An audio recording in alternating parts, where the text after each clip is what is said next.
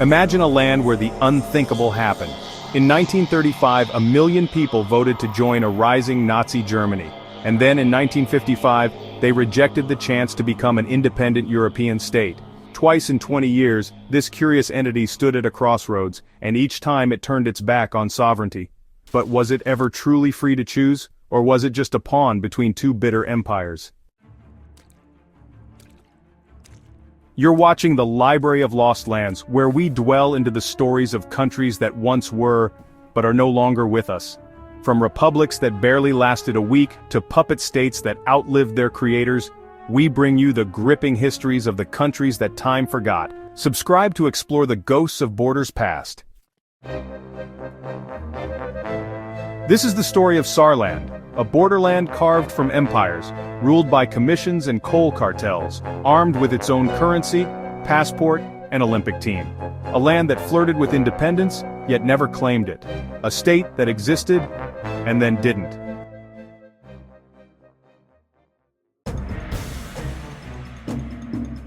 Tucked between France and Germany, Saarland is a small region dominated by the Saar River, rich in coal, and even richer in history. With a population of roughly 1 million today, it was once the industrial heart of Western Germany. Mines, steelworks and railroads churning through forested hills.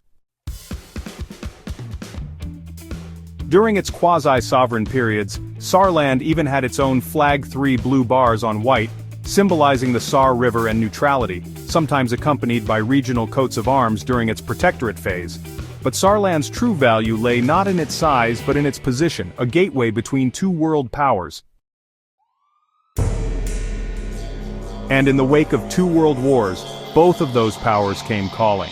After World War I, the Treaty of Versailles punished Germany, and part of that punishment was Saarland. The region was stripped away and placed under League of Nations administration in 1920.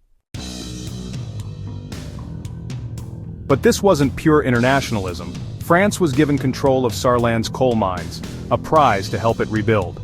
For the next 15 years, Saarland was a pseudo-state, governed by an international commission, flying a neutral flag, and even using its own postage stamps and currency. It had no army, no real sovereignty, just mines and a growing unease. Despite this limbo, Saarland developed a distinct civic identity, an uneasy but real middle ground between French bureaucracy and German culture. When the League-mandated plebiscite came in 1935, the world watched. So the result? Well, over 90% voted to return to Germany.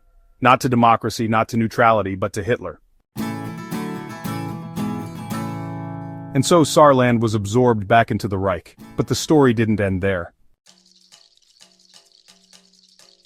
10 years later, another war, another defeat, and France came knocking again. This time, Saarland was carved out of occupied Germany and turned into a French protectorate in 1947. France's goal wasn't independence for Saarland, it was economic annexation. So, the region adopted the Saar franc, joined a customs union with France and set up a puppet parliament, but Paris avoided outright absorption because they knew the Americans and Germans would definitely resist. Instead, they went with a curious idea. Let Saarland become a European territory, neutral, democratic, and detached from both powers. To a lot of Saarlanders, this just felt like being a pawn all over again.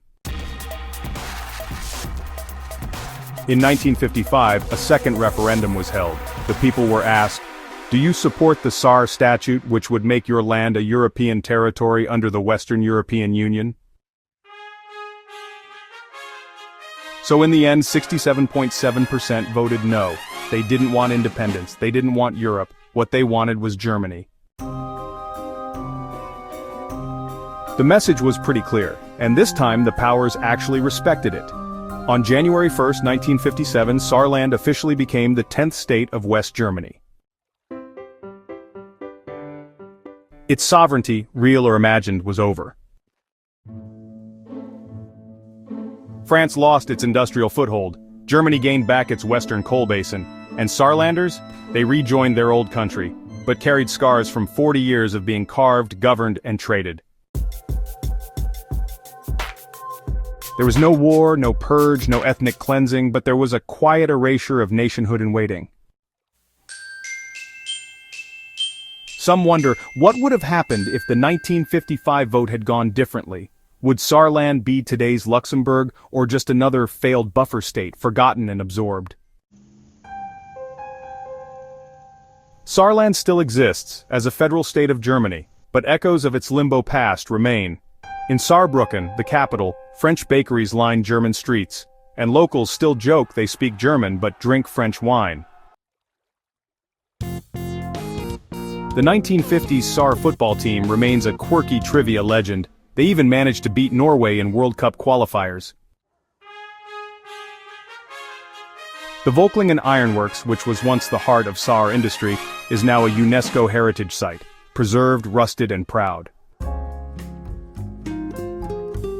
Saarland was never quite a country, but for nearly 4 decades it lived in the shadow of independence, teased by empires, governed by foreigners, and twice asked to choose its fate, and it chose not to be.